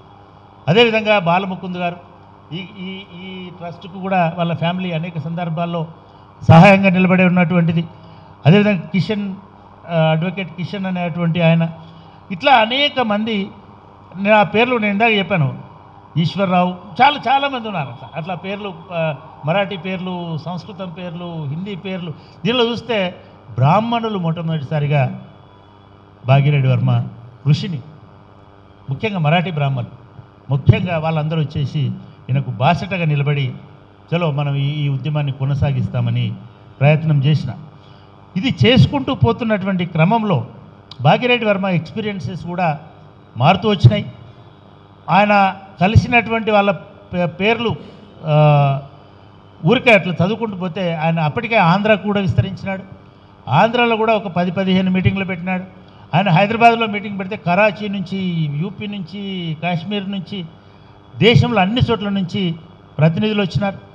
ఆయన కలిసి మెప్పించి వాళ్ళ చేత గౌరవం పొందినటువంటి వ్యక్తులలో చిలకమర్తి లక్ష్మీనరసింహం అనేట ఆయన భాగ్యరెడ్డి వర్మ గారి నుంచి అద్భుతంగా అంటే ఒక పండితుడి గురించి రాసిన దానికంటే 10 రెట్లు ఆయన గురించి రాసినాడు. అదేవిధంగా రఘుపతి వెంకటరత్నం నాయుడు కూడా ఇక్కడ అఘోరనాథ్ చటోపాధ్యాయ గారి దగ్గర చదువుకున్నాడు. ఇక్కడ కాలేజీలో పనిచేసినాడు. ఆయన హైదరాబాద్లో ప్రిన్సిపల్గా పనిచేసినాడు. ఈయన భాగ్యరెడ్డి వర్మ గారి గురించి విని అసలు దేశంలో ఒక వేగుచుక్క లాంటి సంస్కారత వచ్చినాడని చెప్పేసి ఆయన కొనియాడినటువంటి వ్యక్తి. కాశీనాథు నాగేశ్వరరావు ఒక పెద్ద వ్యాపారవేత్త, పెద్ద దేశభక్తి పరాయణుడు. అమృతాంజనం అనే కంపెనీని మొదలుపెట్టినాడు. దానిలో విపరీతమైన లాభాలు వచ్చినటువంటి టైంలో ఆంధ్రపత్రిక అనేటువంటి పత్రికను స్టార్ట్ చేసినాడు. ఆంధ్రపత్రిక ద్వారా స్వాతంత్రోద్యమాన్ని నడిపించినటువంటి వ్యక్తి. ఆయన భాగ్యరెడ్డి వర్మకు ఇచ్చిన గౌరవం, భాగ్యరెడ్డి వర్మ గురించి మాట్లాడినటువంటి తీరు చూస్తే మనకు నిజంగా ఆశ్చర్యం కలగక మానదు. అదేవిధంగా మునగాల రాజు అనే ఆయన మనం చాలాసార్లు వింటుంటాం, నాయని వెంకటరంగారావు. ఆయన భాగ్యరెడ్డి వర్మ గారు అని మాత్రమే మాట్లాడేటువంటి వాళ్ళందరూ ఈయన విద్వత్తు చూసి ఆశ్చర్యపోయేటువంటి వాళ్ళు. ఒక 40-30 సంవత్సరాల యువకుడు ఇంత అద్భుతాలు చేస్తున్నాడు అనేటువంటి ఇది ఉండేది. ఇంకా దక్షిణ భారతదేశంలోనే గొప్ప సంస్కర్తగా ఉన్నటువంటి కమ్మ నాయకుడు త్రిపురనేని రామస్వామి చౌదరి కవిరాజ్ అనేటువంటి, దళితులు కమ్మలు కలిసి ఈ దేశంలో ఏదైనా చేయొచ్చు అని నమ్మినటువంటి వ్యక్తి, ద్రవిడ సిద్ధాంతంతో ప్రభావితమైనటువంటి వ్యక్తి, అన్నాదురైతో ప్రభావితమైనటువంటి వ్యక్తి. వారు భాగ్యరెడ్డి వర్మ గారి గురించి అనేక అంశాలు అద్భుతమైనటువంటి రీతిలో అట్లాంటి నాయకుడు మాకు ఒకళ్ళుంటే మొత్తం మార్చిపడేస్తామని చెప్పి రాసినటువంటి. అదేవిధంగా రవీంద్రనాథ్ ఠాగూర్ గారు, నేను కలకత్తా వెళ్ళినప్పుడు రవీంద్రనాథ్ ఠాగూర్ గారితో మాట్లాడి కలిసి ఆయనతోటి ప్రభావితమై నా దృష్టిలో ఆయనను కూడా ప్రభావితం చేసినటువంటి ఒకే ఒక్క తెలుగువాడు భాగ్యరెడ్డి. అదేవిధంగా మహాత్మా గాంధీ గారిని కూడా కలకత్తాలో జరిగినటువంటి ఒక సదస్సులో ఈయన వెళ్ళి మాట్లాడితే ఆయన తర్వాతనే మహాత్మా గాంధీ గారు మాట్లాడి భాగ్యరెడ్డి వర్మ గారి ఉపన్యాసం నుంచి కొంత ఇది చేసినప్పటికీ ఆయన దళితులను బ్రాహ్మణులను సమానంగా చేయడం ఏందని ఒక లోపల గాంధీ గారికి ఉండేది అని ఒక గొప్ప సామాజిక విశ్లేషకుడు. అందుకే ఆయనను ప్రేజ్ చేయలేదు భాగ్యరెడ్డి వర్మను. కానీ తర్వాత రియలైజ్ అయ్యి మళ్ళీ ఆయన హైదరాబాద్కి వచ్చినప్పుడు అదే పనిగా ఈ భవనానికి బహుశా ఈ స్కూల్కి వచ్చి ఈ స్కూళ్ళలో చదువుతున్నటువంటి విద్యార్థులతో భాగిరెడ్డి వర్మతో మాట్లాడినాడు అనేటువంటి విషయాన్ని కూడా ఇచ్చేసాం. ఇట్లా భాగిరెడ్డి వర్మ గారు ఒకవైపు దురాచారాల మీద ప్రచారం చేసుకుంటూ, రెండో వైపు జాతిలో శుచి శుభ్రత అజ్ఞానం నుంచి విముక్తి చేసుకుంటూ, దురలవాట్ల నుంచి విముక్తి చేసుకుంటూ, ఈ సమాజాన్ని పట్టిపీడిస్తున్నటువంటి ఆచారాలకు వ్యతిరేకంగా పోరాటం చేస్తూ ఒక చదువు అనేదాన్ని ఒక ప్రధానమైనటువంటి ఆయుధంలాగా తీసుకున్నాడు. ఈ చదువు అనే ఇందాక పెద్దలు చెప్పారు, ఇక్కడ మొదటి పాఠశాలని వాళ్ళు ఈ ప్రాంతంలోనే బహుశా ఇసామియా బజార్ ప్రాంతంలో పెట్టినారు, తర్వాత ధూల్పేటలో పెట్టినారు, తర్వాత ఇటు పక్కన ఉన్నటువంటి మిగతా హైదరాబాద్లో ఒక 7 పాఠశాలను పెట్టినారు. ఆ తర్వాత సికింద్రాబాద్ పోయినారు, సికింద్రాబాద్లో ఇంకొక 20 పాఠశాలను పెట్టినారు. అట్లా 1932 వచ్చేసరికి 37 నుంచి 50 పాఠశాలల్ని ఈ ప్రత్యేకంగా దళితుల కోసం, దళిత అమ్మాయిల కోసం పాఠశాలను ప్రారంభించారు. రెండవ విజయం ఏమిటంటే అప్పటికి అన్ని కాలేజీలలో ఉర్దూ మీడియం మాత్రమే, అన్ని స్కూళ్ళల్లో కూడా ఉర్దూ మీడియం మాత్రమే, తెలంగాణ అంతటా ఉర్దూ మీడియం. కానీ ఒక్క భాగ్యరెడ్డి వర్మ గారు పెట్టిన పాఠశాలలో మాత్రమే తెలుగు మీడియం. దానికి నిజామును ఒప్పించి తెలుగు మీడియంని మొట్టమొదటిసారిగా ఒక స్కూల్లో వినిపించేటట్టుగా చేసినటువంటి మహనీయుడు భాగ్యరెడ్డి వర్మ. అంటే తెలుగు ఎడ్యుకేషన్ పితామహుడు. మా సోదరులు తెలుగు పాఠాలు చెప్పేటప్పుడు పిడుగు రామూర్తి, గిడుగు రామూర్తి ఇట్లాంటి పేర్లు చాలా చెప్తుంటారు. కానీ తెలుగును హైదరాబాద్లో పొందిక చేసినటువంటి వ్యక్తి భాగ్యరెడ్డి వర్మ గారు. ఇట్లా ఆయనను గౌరవించిన న్యాయమూర్తులలో కూడా జస్టిస్ బాలముకుంద్ గారు బహుశా ఇప్పటికి కూడా వాళ్ళ ఫ్యామిలీ మొత్తం గ్రేట్ గ్రాండ్ సన్ కూడా, నేను ఆయన్ను కలుసుకునేటువంటి గ్రాండ్ సన్ని, గ్రాండ్ డాటర్ని ఇదే వేదిక మీద మన గౌతమ్ గారి ఇంగ్లీష్ పుస్తకం ఆవిష్కరణప్పుడు కలిశాను. వాళ్ళు ఇప్పటికీ అదే డెడికేషన్, అదే రెవరెన్స్, అదే కైండ్ ఆఫ్ గ్రేట్నెస్ తోటి, అడ్మిరేషన్ తోటి ఉన్నారు భాగ్యరెడ్డి వర్మ గారి పట్ల. అంటే వాళ్ళ తాతగారు ఎట్లాగైతే భాగ్యరెడ్డి వర్మ నువ్వు గౌరవించినాడు బాలముకుంద్ గారు, ఆయన వీలునామాలో కూడా ఆయన కదండి, వీలునామాలో నా భౌతిక కాయాన్ని ఆది హిందూ సోషల్ సర్వీస్ లీగ్కే ఇవ్వాలి, ఆస్తులు మీరు తీసుకోండి, కానీ నా అంతిమ కోరిక వాళ్ళకి చెందుతుంది నా డెడ్ బాడీ అని కూడా ఆయన వీలునామాలో రాసుకున్నారు. అటువంటి ఫ్యామిలీ నుంచి వచ్చినటువంటి వాళ్ళు. అదేవిధంగా జస్టిస్ ఆర్ఎస్ నాయక్ అనే ఇంకొక జడ్జు, అదేవిధంగా బహుశా వాళ్ళ అబ్బాయి శ్రీకిషన్, బ్యారిస్టర్ శ్రీకిషన్ వాళ్ళ వారి బాలముకుంద్ గారి కొడుకు. అదేవిధంగా ధర్మవీర్ వామన్ నాయక్ అనేటువంటి జాగీర్దారు, అదేవిధంగా రాజా ప్రతాప్ గిరిజీ, వీళ్ళందరూ కూడా భాగ్యరెడ్డి వర్మ గారి కార్యక్రమాల పట్ల ఇప్పటికి కూడా బహుశా రాజగిరి వంశం మన హైదరాబాద్ ఓల్డ్ సిటీలో వాళ్ళకి ఇంకా పెద్ద సంస్థానం, కోట ఇవన్నీ ఉంటాయి. సో అటువంటి వాళ్ళందరూ కూడా ఈవెన్ సరోజిని నాయుడు ఇటువంటి కుటుంబాలందరూ కూడా ఈయన చేసేటువంటి కార్యక్రమాల పట్ల చాలా గొప్పగా మాట్లాడుకునేటువంటి వాళ్ళు, రాసేటువంటి. సో ఆది హిందూ ఉద్యమంగా మళ్ళీ మన్య సంఘము, ఈ మిగతా ధర్మ ప్రచారక మండలి, ఆర్య సమాజ్తోటి విసిగిపోయినాడు ఆయన, అదేవిధంగా బ్రహ్మ సమాజ్తోటి విసిగిపోయినాడు. ఇవన్నీ చూసుకొని చలో ఇది ఇట్లా కాదు అని అనుకొని ఆయన ఇది ఆది హిందూ ఉద్యమాన్ని, మూమెంట్ని స్టార్ట్ చేయడం కోసము హైదరాబాద్లో మొదటి ఆది హిందూ సభని 1922లో ఆయన ఒక గొప్ప సభని ఇక్కడ ఏర్పాటు చేసినారు. దానికి అనేక ప్రాంతాల నుంచి వచ్చినారు. వాళ్ళు ఒక 4-5 మోడర్నైజేషన్ ఎంత ముఖ్యమో అనడానికి కొన్ని రెజల్యూషన్స్ని వాళ్ళు దానిలో చేసుకుంటూ వచ్చినారు. దానిలో ఒకటి, అంటరాని వాళ్ళు ఆది హిందువులుగానే ఒకటే పదంతో ఉండాలి. మాల, మాదిగ, డక్కలి, గోష్క ఈ కులాల పేర్లన్నీ రద్దు చేసి మన అందరం ఒక కులం వైపు వెళ్ళాలి అనేటువంటి ఫస్ట్ రెజల్యూషన్ తీసుకున్నారు. మీ కులం ఏమిటంటే ఆది హిందువులనే చెప్పాలి. అంటే కులాలను ఐక్యం చేయడానికి ఇవాళ మనం 1922లో ఉన్నాం, 2022లో ఉన్నాం, 2025లో ఉన్నాం. ఒక 100 సంవత్సరాల కింద కులాలన్నీ, అస్పృశ్య కులాలన్నీ, ఉపకులం అనేదో ఇంకో కులం అనేది లేకుండా మాల, మాదిగ, నేతకాని, డక్కలి, మన్నెం అన్ని కులాలు ఒకటే. ఎందుకంటే అస్పృశ్యతను అనుభవిస్తున్న అన్ని కులాలు ఒకటే. ఇవాళ శ్రీమాన్ సుప్రీంకోర్టు జడ్జి గారు ఇవన్నీ ఏకరూపత కాదు, హోమోజెనిటీ లేదు అని చెప్తున్నాడు. హోమోజెనిటీ అంటే అస్పృశ్యత, అందరికీ అస్పృశ్యత ఉంది.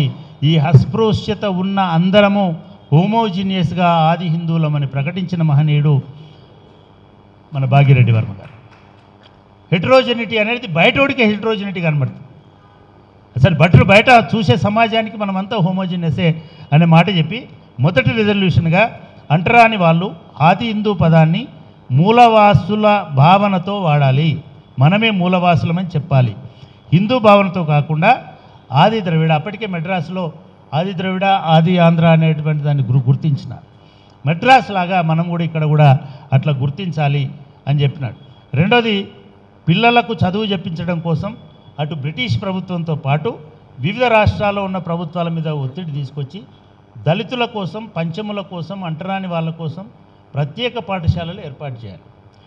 ఈ టైంలో దళితులు ఉర్దూ నేర్చుకొని, పంచములు ఉర్దూ నేర్చుకొని స్కూలుకు వెళ్ళినా సరే స్కూలుకు రానిచ్చేటువంటి వాళ్ళు కాదు, అడ్మిషన్స్ ఇచ్చేటువంటి వాళ్ళు కాదు. ఆంధ్ర ప్రాంతంలో చాలాసార్లు ఈ బహిష్కరణల మీద పెద్ద ఎత్తున గొడవలైనవి. అట్లా ఎవరైనా చేస్తే ఆది హిందువుల కోసం బ్రిటిష్ ప్రభుత్వం అలాగే రాష్ట్ర ప్రభుత్వాలు తెరిచినటువంటి పాఠశాలల్లో ఆది హిందువులను చేర్చుకోలేని పక్షంలో ఆ పాఠశాలల గుర్తింపును రద్దు చేయాలి. ఆ పాఠశాలలపై చర్యలు తీసుకోవాలి, జరిమానాలు విధించాలి అనేటువంటిది మూడవ ఇదిలాగా చేయడం జరిగింది. అదేవిధంగా పిల్లల చదువులు చెప్పించడం కోసం దళితులందరూ, పంచములందరూ, అస్పృశ్యులందరూ అక్కడ ప్రభుత్వం కల్పించినటువంటి వాటిని సౌకర్యాలను వాడుకోవాలి. నాలుగవది, బాల్య వివాహాలను నిర్మూలించాలి. భారత రాజ్యాంగం, బ్రిటిష్ శారదా చట్టం మిగతా వాళ్ళందరికంటే భిన్నంగా వధువుకు 14 సంవత్సరాలు, వరుడికి 19 సంవత్సరాలు నిండే వరకు పెళ్లి చేయకూడదు అని చెప్పేసి ఈ సంఘం తీర్మానం చేసింది. అదేవిధంగా మహిళలను ఎక్స్ప్లాయిట్ చేసేటువంటి దురాచారాలైనటువంటి జోగిని, బసవి, మురళి, ఇతర ఆచారాలను అనైతికమని ప్రకటించి రద్దు చేయాలి. ఇంకా ఇంట్రెస్టింగ్ ఏంటంటే వివాహాల్లో వ్యయం తగ్గించాలి, ఖర్చు పెట్టకూడదు వివాహాలకి. దానిలో మద్యం, మాంసం వివాహాల్లో ఎట్టి పరిస్థితుల్లో వడ్డించకూడదు. వైరుధ్యాలు దళిత కమ్యూనిటీస్లో ముఖ్యంగా అప్పటికి ఇంకా సబ్కాస్ట్ ఉంది, మాలా మాదిగ గొడవలు కూడా అప్పటికి నడిచినాయి. దీనిలో కూడా భాగ్యరెడ్డి వర్మ గారిని ఓడించడానికి ప్రయత్నాలు జరిగినాయి, ఇవన్నీ జరిగినాయి. అయినప్పటికీ కూడా ధర్మం ప్రకారం హిందువుల్లో శైవ ఆరాధకులు ఉంటారు, వైష్ణవ ఆరాధకులు ఉంటారు. మన ఆరాధన ఏదైనప్పటికీ మనందరం ఆది హిందువులమే. కాబట్టి మీలో అటువంటి భేదభావాలు ఉండకూడదు. కాబట్టి మీరు శైవులైనా వైష్ణవులైనా ఈ మూఢాచారాలన్నింటినీ వాటికి వ్యతిరేకంగా మీరు ప్రయత్నం చేయాలనేటువంటిది చెప్పింది. అదేవిధంగా ఆది హిందువులలో ఉన్నటువంటి వర్గాల మధ్యలో, అంటే ఇప్పుడు చెప్తున్నటువంటి మాలా మాదిగా మిగతా కులాల మధ్యలో, ఉపకులాల మధ్యలో, నేను ఉపకులం అని నేను కూడా అనను, అన్ని కులాలు కులాలే కాబట్టి, సో ఆ వాటి మధ్యలో సహకారం, సానుభూతి ఉండాలి. మిగతా అగ్రవర్ణాలకు కూడా ఈ కులాల పట్ల సహకారం, సానుభూతి ఉండాలి. ఈ కుల కింది అంటే ఈ ఆది హిందువులు ఇబ్బంది పడేటువంటి పనులని, పదాలని వాడకూడదు. అనంతపూర్లో జరిగిన ఒక సదస్సులను అయితే మాదిగోడు, మాలోడు అని అంటే కూడా వాళ్ళని బహిష్కరిస్తామని హెచ్చరించినటువంటి సందర్భాన్ని కూడా ఆయన ఈ మొత్తం ప్రచారంలో చేసిన. ఇట్లా ఆధునిక ఉద్యమాన్ని ఒక 1906-12లో ఇది స్టార్ట్ అయినా కూడా దాన్ని హిందూ సోషల్ సర్వీస్ లీగ్, ఆది హిందూ సోషల్ సర్వీస్ లీగ్గా మార్చిన తర్వాత ఆయన శ్రీకాకుళం నుంచి చిత్తూరు దాకా, మెడ్రాస్ దాకా, అనంతపురం నుంచి మిగతా మూల దాకా అనేక ప్రాంతాల్లో సదస్సులు ఏర్పాటు చేశాను. చివరికి నేను గత ఉపన్యాసంలో కూడా చెప్పాను, ఇది జరుగుతున్నటువంటి కాలంలో యూపీలో, బీహార్లో, బెంగాల్లో ఎక్కడ సదస్సులైనా పోయినా సరిగ్గా ఆయన ఆరోగ్యం సరిగ్గా లేని టైం, అదేవిధంగా రౌండ్ టేబుల్ కాన్ఫరెన్స్ పెట్టినటువంటి టైంలో, నేను ఉత్తరప్రదేశ్లో మీటింగ్లో ఉన్నటువంటి టైంలో ఎవరిని పంపించాలి డిప్రెస్డ్ క్లాసెస్ నుంచి అని అనుకున్నప్పుడు మన లోపల ఒక గొప్పవాడు వచ్చినాడు చదువుకొని లండన్ నుంచి, అంతకుముందు అమెరికా నుంచి డాక్టర్ అంబేద్కర్ వచ్చినాడు. అంబేద్కర్ని డిప్రెస్డ్ క్లాసెస్ మీటింగ్కి పంపాలి, మనందరి తరఫున ఆయన అక్కడ వాదిస్తాడు అని చెప్పింది కూడా భాగ్యరెడ్డి వర్మ గారే. ఆ తీర్మానం చేసిన తర్వాతనే అంబేద్కర్ గారు డిప్రెస్డ్ క్లాసెస్ అసోసియేషన్ నుంచి ఆయన లండన్ వెళ్ళి గాంధీని 3 చెరువుల నీళ్ళు తాగించేటువంటి విధంగా రౌండ్ టేబుల్ సమావేశాల్లో పాల్గొన్నాడు. అవి 32-35 మధ్య కాలంలో అక్కడ జరిగినాయి. అదే టైంలో భాగ్యరెడ్డి వర్మ తన సిద్ధాంతాన్ని ఇంకొంత విస్తృతం చేసి ఒక 3 అంశాలలో మాకు సమాన హక్కులు కావాలని ఒక ఉద్యమాన్ని తీసుకున్నాడు. ఆ 3 హక్కులు ఏమిటి అనంటే, ఒకటి, అగ్రవర్ణాలు మీ బావుల దగ్గర మాకు కూడా నీళ్లు తోడుకునేటువంటి అవకాశం ఇవ్వాలి. ఇది ఆయన అనంతపురంలో జరిగినటువంటి మీటింగ్లో చెప్పినప్పుడు నిజానికి చాలామంది రెడ్లు కూడా ఉన్నారు ఆ మీటింగ్లో, వాళ్ళందరూ దానికి అంగీకరించినారు. రెండవది, బడులలో మా పిల్లలకు అడ్మిషన్లు ఇవ్వాలి. దాన్ని సాధించడం కోసం ఆయన 30 స్కూళ్ళు పెట్టినాడు ఇక్కడ నిజాం ప్రాంతంలో. చివరికి వాటిని సరే 35-36 వచ్చేసరికి ఆ స్కూళ్ళని గవర్నమెంటే తీసుకొని గవర్నమెంటే తెలుగు మీడియం స్కూల్స్గా భాగ్యరెడ్డి వర్మ గారు పెట్టిన పచ్మందా స్కూల్స్ అని అనుకుంటా వాటిని మళ్ళీ గవర్నమెంట్ టేక్ ఓవర్ చేసి వాళ్ళు నడిపించడం జరిగింది. వీటితో పాటుగా బడులు, గుడులు, బావులు, గుడిలో కూడా మాకు ప్రవేశాలు ఉండాలి, మమ్మల్ని రానియాలి అని చెప్పడం జరిగింది.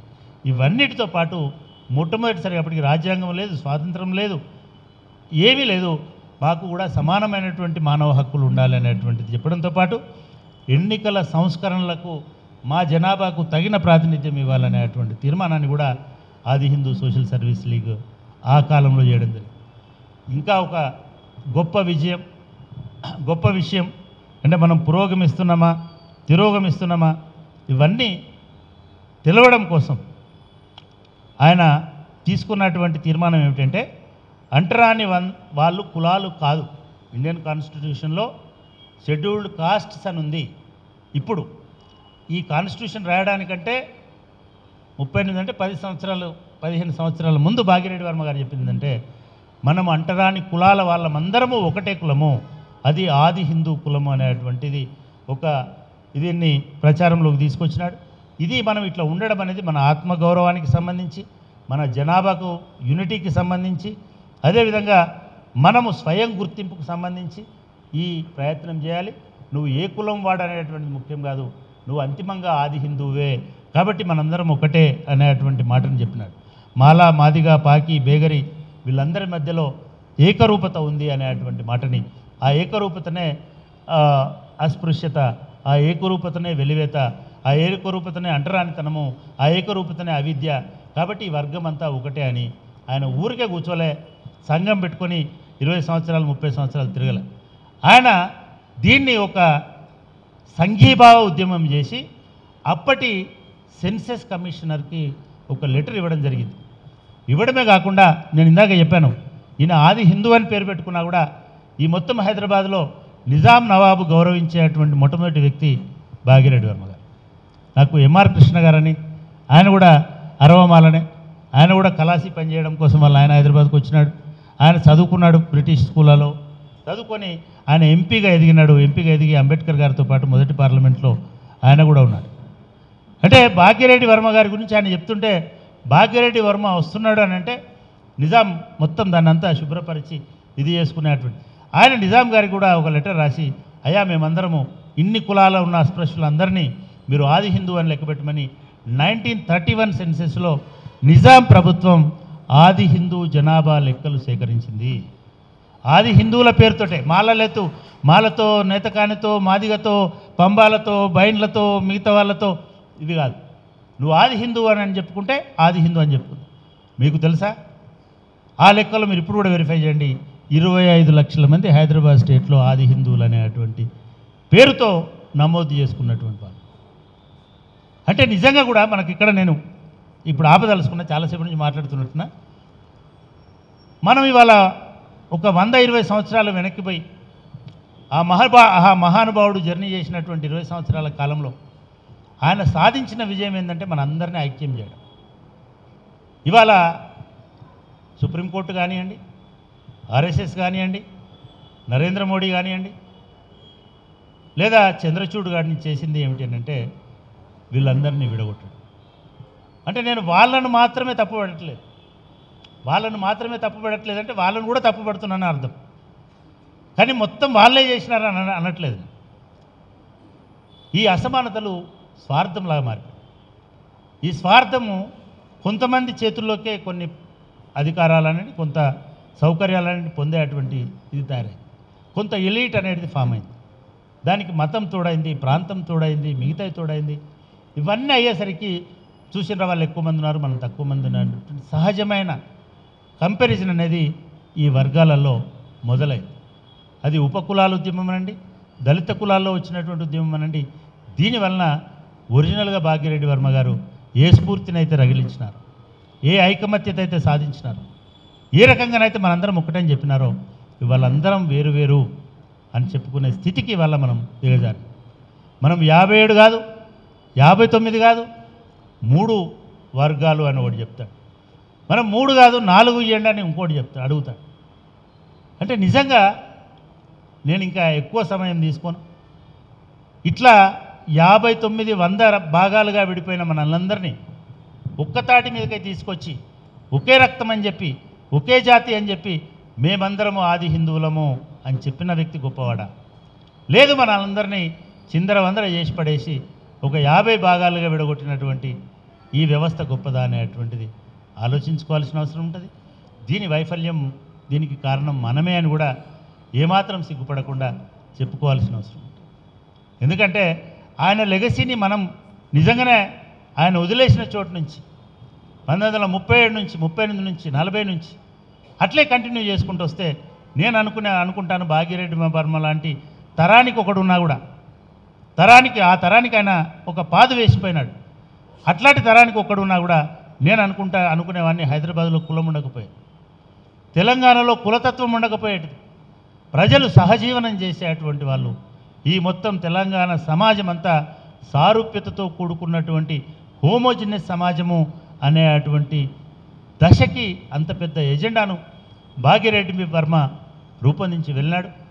ఆయనకి నిజంగా నేను నా మనస్ఫూర్తిగా వారికి జోహర్లు అర్పిస్తూ, నాకు ఈ అవకాశం ఇచ్చినటువంటి మిత్రులకి, పెద్దలకి, సోషల్ సర్వీస్ లీగ్కి, అదేవిధంగా భాగ్యరెడ్డి వర్మ మెమోరియల్ ట్రస్ట్ పెద్దలు, మా మిత్రులు అజయ్కి, అదేవిధంగా శ్రీలత గారికి నేను మరొకసారి కృతజ్ఞతలు తెలియజేస్తూ, నేను జ్ఞానప్రకాష్ గారు, నేను ఏ ఆఫీస్లో ఉంటే ఆ ఆఫీస్, పబ్లిక్ సర్వీస్ కమిషన్లో ఉన్నప్పుడు కానీ వీళ్ళందరినీ తీసుకొని నేను చెప్తాను, మీరు రావద్దు నా దగ్గరికి, మీరు నాకు ఫోన్లో చెప్పండి, నేను వచ్చి మాట్లాడతాను. ఈ కార్యక్రమం పాపం ఆయన 80 సంవత్సరాలు, నాకు బాధ వేస్తుంటుంది. మనం ఈ సంఘానికి ఏం చేయలేమా?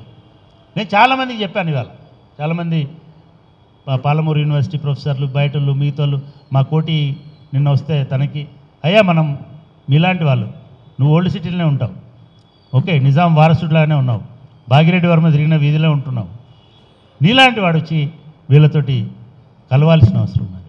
మనలాంటి వాళ్ళందరం కూడా సంవత్సరానికి 2 రోజులు, 4 రోజులు, 3 రోజులు, కనీసం మనము ఈ 80 సంవత్సరాల పాటు ఆయన ఎజెండాను వదిలేసిన వలన ఇవాళ 80 ముక్కలుగా మిగిలిపోతున్నాం. మీలాంటి వాళ్ళందరూ చదువుకున్న వాళ్ళు వచ్చేసి, ఆయనకు కులం లేదు, అది గమనించండి. ఆది హిందువులు అందరూ ఆది హిందువులే.